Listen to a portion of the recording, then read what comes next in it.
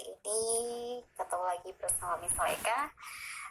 Miss Leka akan menjelaskan sama kalian materi terbaru untuk tahun ajaran 2020-2021 di kelas 12, itu adalah tata sifat kualitatif larutan.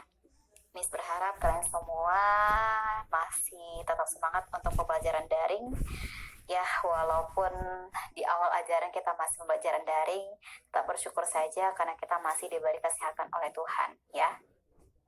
Dan kita sama-sama berdoa semoga pandemi ini segera berakhir, jadi kita bisa segera untuk tatap muka langsung, kalian bisa ketemu sama teman-teman kalian, dan Miss juga bisa ketemu sama kalian, karena jujur kami pun para guru juga kangen sama kalian. Oke, kita masuk materi kita, itu adalah sifat koligatif larutan. Nah, untuk sifat koligatif larutan, sebelum kita bahas apa sih sifat-sifat dari atau sifat koligatif dari larutan-larutan ini, yang harus kalian ketahui adalah kita harus mempelajari tentang konsentrasi dulu. Tujuannya apa sih? Jadi gini, konsentrasi itu adalah bagian dari mol. Nah, di sini sifat koligatif ini itu bergantung kepada banyaknya zat larut yang ada di dalam larutan, tetapi tidak tergantung kepada jenis zat yang akan dilarutkan. Jadi memang yang jadi patokan di sini adalah si jumlah zat larutnya berapa gitu. Nah, jadi jumlah zat larut itu ada pada materi konsentrasi atau stoikiometri. Nah, makanya kita pelajari dulu nih tentang konsentrasinya. Dalam materi sifat koligatif larutan atau nanti singkat jadi SKL, itu yang kita pelajari ada 4 konsentrasi. Yang pertama itu adalah molaritas, yang kedua adalah molaritas, yang ketiga adalah fraksi mol, dan yang keempat adalah persentase berat ataupun persentase massa juga boleh, ya. Untuk si molaritas atau konsentrasi molar itu dilambangkan dengan M besar. Itu definisi dari molaritas itu adalah banyaknya jumlah zat terlarut dalam 1 liter larutan. Nah, dari situ kita bisa bikin rumusnya, itu adalah mol zat terlarut dibagi dengan 1 liter larutannya atau per liter larutannya. Nah, si mol ini kalau kita jabarkan itu adalah gram per mr kali 1000 per mililiter. Itu untuk si molaritas. Kalau untuk si molaritas itu adalah definisinya banyaknya jumlah zat terlarut dalam 1 kg pelarut. Bedanya ini larutan, si konsentrasi molar adalah larutan, kalau konsentrasi molar adalah pelarut. Bedanya kalau larutan itu di dalamnya ada terlarut dan ada pelarut. Kalau seandainya si molar hanya pelarut saja. Nah, kalau ini kita jabarkan, rumusnya adalah gram per mr kali 1000 per massa pelarutnya dalam bentuk gram, atau nanti ini disimbolkan sebagai P. Nah, yang ketiga itu adalah fraksi mol. Fraksi mol itu adalah perbandingan mol, perbandingan 1 mol dalam mol total campurannya. Jadi di sini yang jadi patokan kita adalah kita mau bandingkan 1 mol dari 1 campuran. Misalkan nih campuran kita tuh terdiri dari berbagai jenis senyawa. Nah, yang mau kita bandingkan cuma salah satunya saja. Oke, nah di sini karena kita berhubungan dengan larutan, berarti di dalam larutan ada yang namanya terlarut dan ada yang namanya pelarut. Nah, si terlarut misalkan sebagai T simbolnya, si pelarut misalkan sebagai P simbolnya, ya. Jadi di sini kalau mau cari fraksi mol si terlarut, berarti mau bandingkan mol si terlarut di dalam mol total larutannya. Makanya mol terlarut atau NT per NT ditambah dengan NP. Oke, ini untuk si fraksi mol. Yang kedua itu adalah persentase berat atau persentase. Nah, di sini untuk persentase berat itu adalah jumlah zat terlarut dibagi dengan jumlah larutannya, itu kalikan dengan 100%, ya. Ini rumus konsentrasi yang akan kita pelajari, dan yang pastinya ini nanti akan berhubungan dengan sifat koligatif larutan. Oke, biar lebih paham, kita masuk ke materi kita saja, materi selanjutnya. Oke, kita masuk ke contoh soal, ya. Ini contoh soalnya. Oke, yang pertama itu adalah hitunglah molalitas larutan yang dibuat dengan melarutkan C2H5OH 24,9 gram dalam 125 ml. Nah, di sini karena dia molalitas berarti yang ditanyakan adalah M kecil. Terus di sini udah ada nilai masanya gram, dan ini adalah volume air. Kalian harus tahu kalau air itu adalah pelarut, berarti sudah dalam bentuk pelarut. Nah, tapi dalam rumus molalitas itu kan yang diketahui adalah massa gram, massa dalam bentuk gram. Sedangkan ini adalah volume. Nah, harus kalian ingat bahwa massa jenis si air ini adalah 1 gram per mililiter. Artinya jumlah volume air itu sama dengan massa air. Itu untuk air saja ya, karena memang massa jenisnya adalah 1 gram per mililiter. Nah, ini rumusnya untuk si molalitas, rumusnya adalah gram per mr kali 1000 per pelarut. Tinggal masukin aja nilai gramnya ke sini. Terus untuk mr, nanti diketahui nilai AR itu adalah si C12, si H1, dan O16. Jadi kalau kita cari nilai mr-nya, kita totalkan semua, dapatlah nilai mr-nya adalah 46. Terus untuk si pelarut, dari sini kita ambil, seperti yang Miss bilang tadi, volume air sama dengan mililiter air sama dengan gram air. Maka tinggal masukkan aja. Dan didapatkanlah nilai molalitasnya adalah 4,33. Satuannya adalah M kecil di belakangnya nanti ya. Untuk soal yang kedua. Nah, kalau tadi yang ditanyakan adalah molalitas, kalau sekarang molalitas yang diketahui, yang ditanyakan adalah masanya. Hitunglah massa HClO4 yang diperlukan untuk membuat suatu larutan 2,52 M kecil atau molalitas dalam air 65,2 gram. Oke, ini sih tinggal masukin ke rumus aja ya. M-nya sudah ada, yang ditanyakan gramnya, MR-nya nanti diketahui untuk nilai AR, didapatkan di sini MR-nya adalah 100,5. Terus untuk si pelarutnya adalah 6,52, udah dapat di sini ya. Nah, dapatkan nilai gramnya adalah 164,3 gram. Oke, kita lanjut ke contoh soal berikutnya. Soal yang ketiga. Nah, kalau ini berhubungan dengan fraksi mol. Masih ingat ya, fraksi mol itu adalah kita membandingkan mol suatu zat dalam mol total campurannya. Nah, dalam contoh soal yang ketiga ini, ada 3 jenis zat, yaitu ada glukosa, ada asam asetat, dan juga ada air. Yang ditanyakannya adalah berapakah sih fraksi mol asam asetat? Nah, langkah pertama adalah kalian cari dulu mol masing-masing nyawanya atau mol masing-masing zat. Oke, ini untuk mol glukosa. Ingat ya, rumusnya sama ya, gram per mr. Terus ini mol untuk si air. Ini bukan bagi ya atau perbandingan, tapi ini adalah sama dengan. Ya, ini sama dengan. Terlalu kecil sih Miss bikin ini, aduh. Semoga kalian paham ya, ini sudah Miss jelaskan di sini. Terus untuk yang si fraksi mol asam asetat, seperti Miss bilang, kita bandingkanlah mol asam asetat dengan mol totalnya.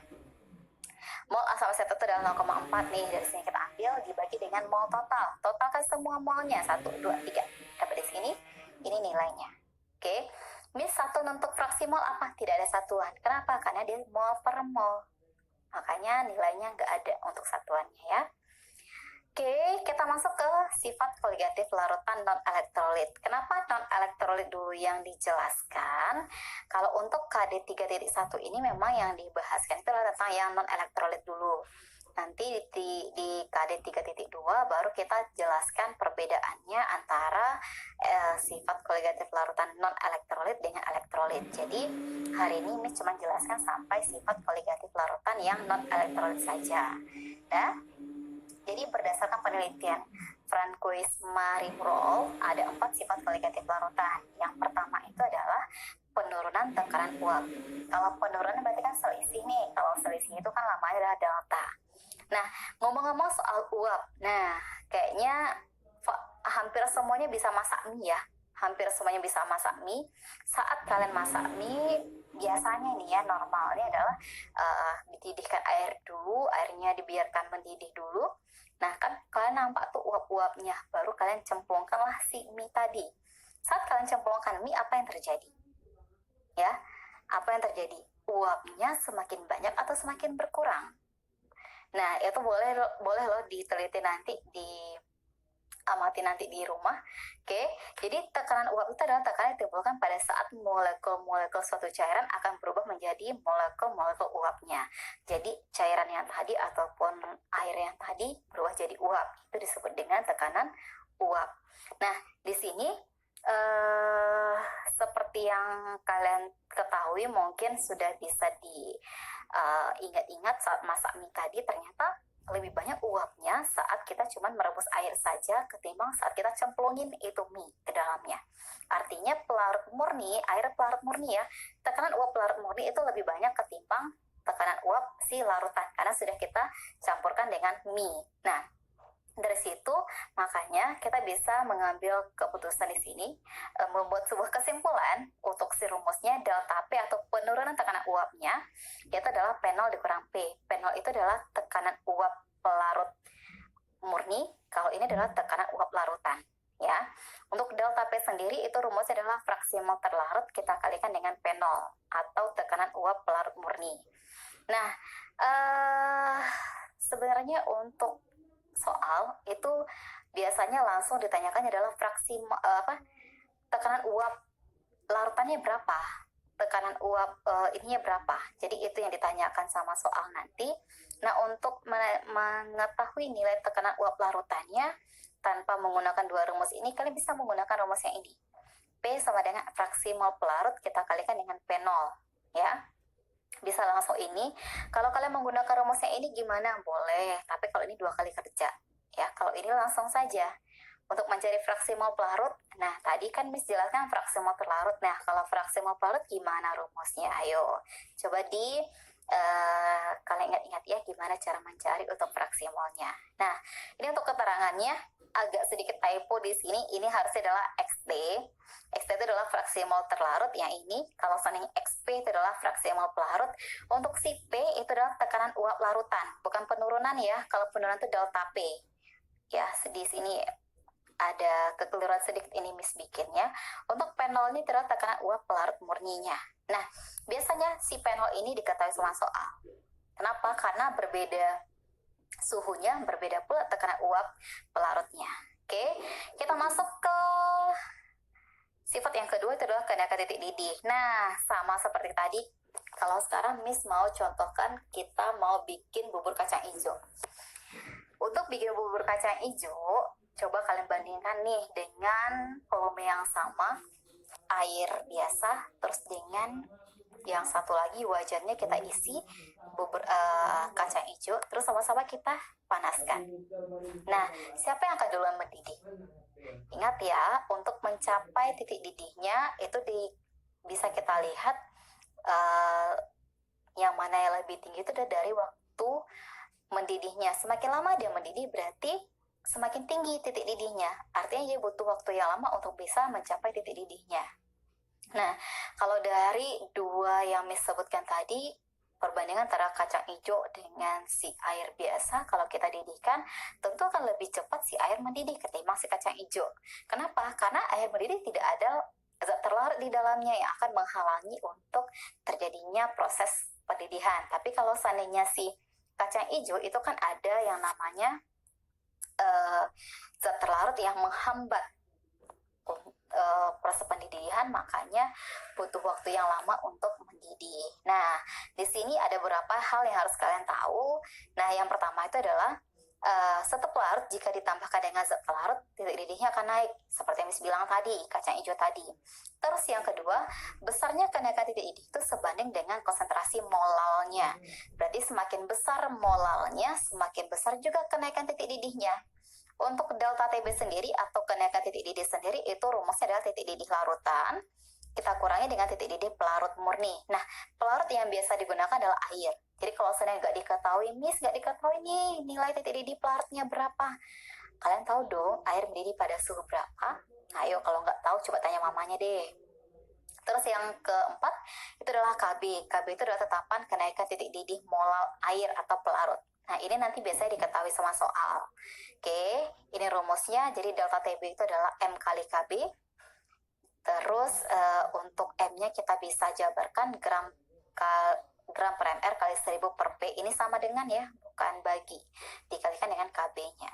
Oke, untuk keterangan, MR itu adalah MR zat terlarut, massa molekul zat terlarut. Gram adalah gram massa zat terlarut. Yang ini massa zat terlarut, kalau si P itu adalah massa zat pelarut. Oke. Yang ketiga adalah penurunan titik beku atau delta TF. Nah, logikanya seperti ini lagi.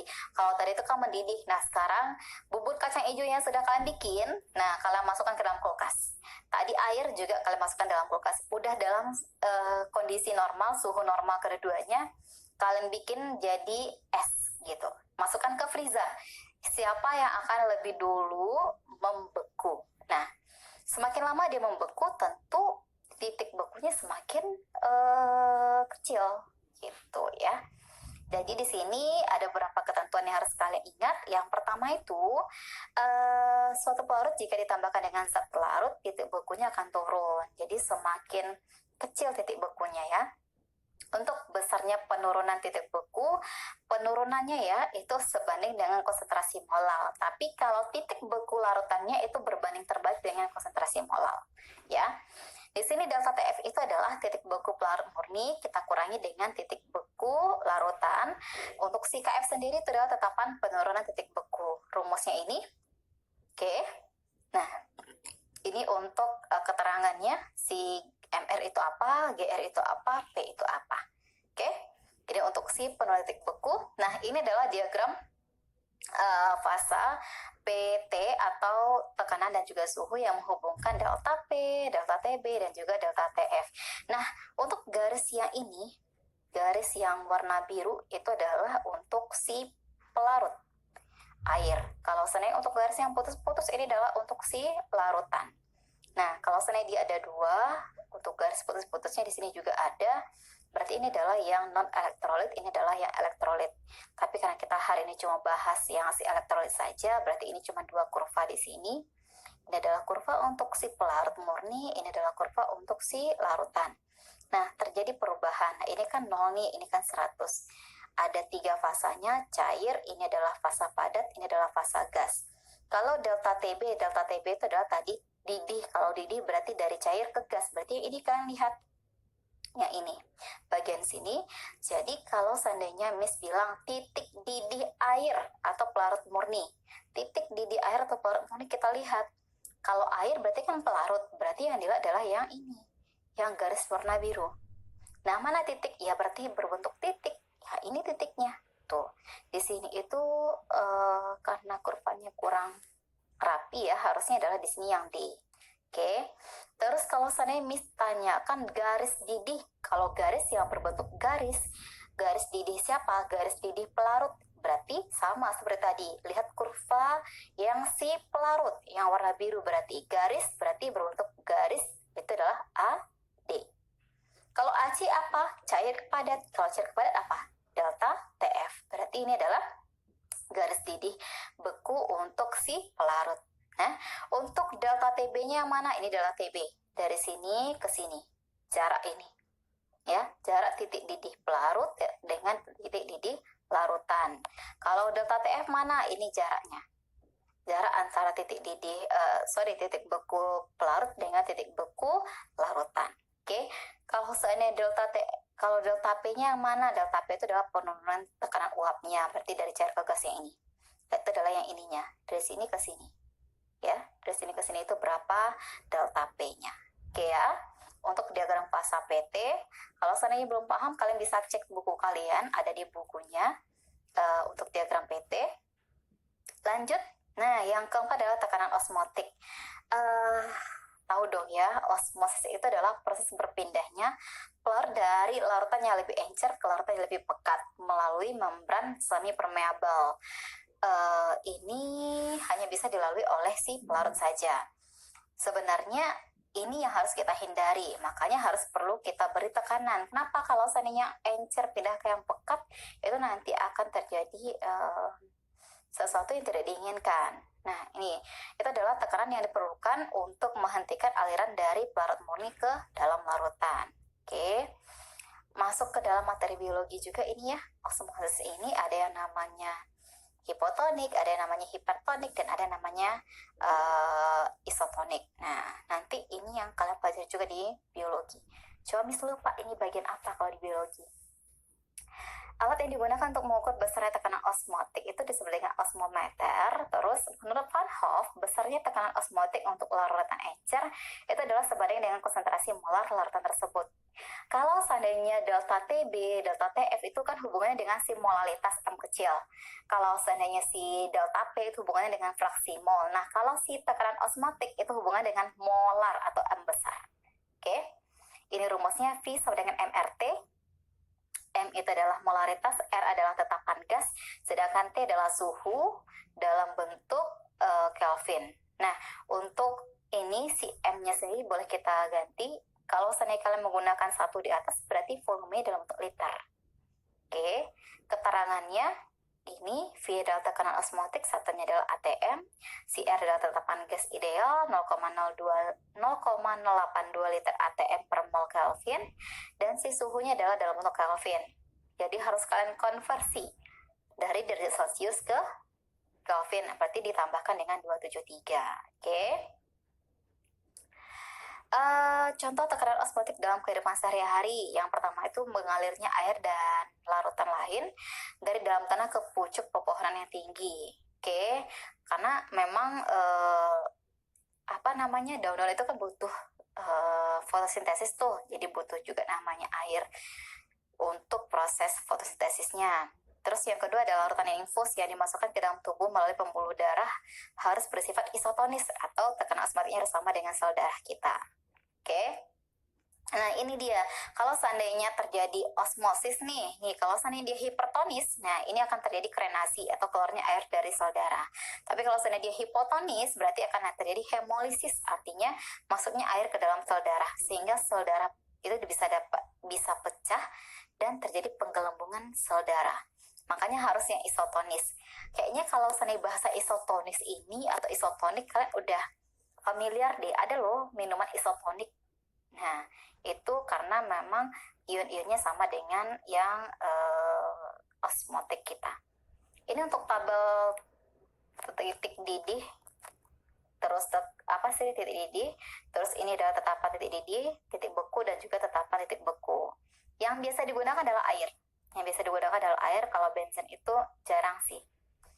Kalau air ini, dan usahakan untuk mengingat bahwa kalau Kb itu adalah 0,52, kalau Kf itu adalah 1,86. Oke. Ini sumbernya dari Yudhistira ya. Oke. Nah, ini contoh soal kita. Katanya gini, sebanyak 12 gram urea. Harus tahu ya, urea itu adalah non-elektrolit, dilarutkan dalam 180 gram air pada suhu 25 derajat Celcius. Nah, pada suhu tersebut tekanan uap jenuh air adalah 23,76 mm Hg. Tekanan uap jenuh air adalah pelarut, berarti ini adalah penol. Oke, ini adalah massa terlarut, ini adalah massa pelarut. Suhu gimana? Kan suhu nggak ada dalam rumus kita, berarti suhu kita abaikan. Yang ditanyakan adalah perubahan. Kalau perubahan berarti delta. Oke, bukan tekanannya ditanyakan, tapi perubahan tekanan uapnya.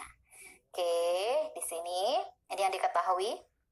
Oke, ini untuk si yang ditanyakannya apa? Loh, ini ya.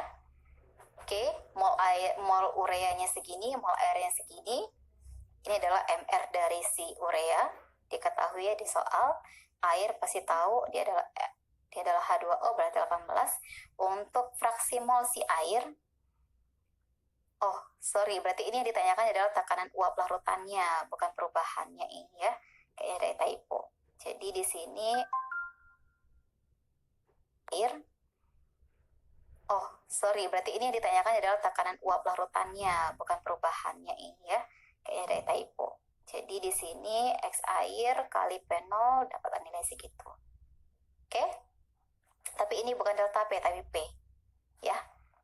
Lanjut. Contoh soal yang kedua. Sebanyak 15 gram zat X non-elektrolit dilarutkan dalam 250 gram air. Larutan ini mendidih pada suhu 100,156 derajat Celcius. Larutan ini mendidih berarti yang dikata adalah titik didih larutan. KBR-nya ada, ditanyakan adalah massa molekul relatifnya. Oke, kita cek apa saja diketahui. Yang pertama adalah massa zat, ada massa zat si X dan ada massa air. Terus ada titik didih larutan dan ada nilai KB si air.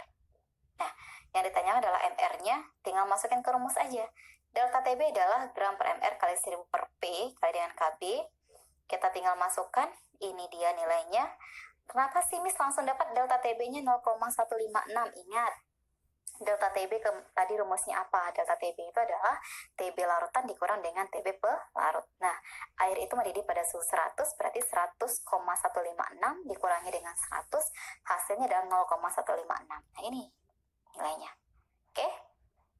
MR-nya 200 kita dapatkan. Nah, itu tadi beberapa contoh soal untuk sifat koligatif larutan dan juga informasi ataupun materi tentang sifat koligatif larutan yang non-elektrolit.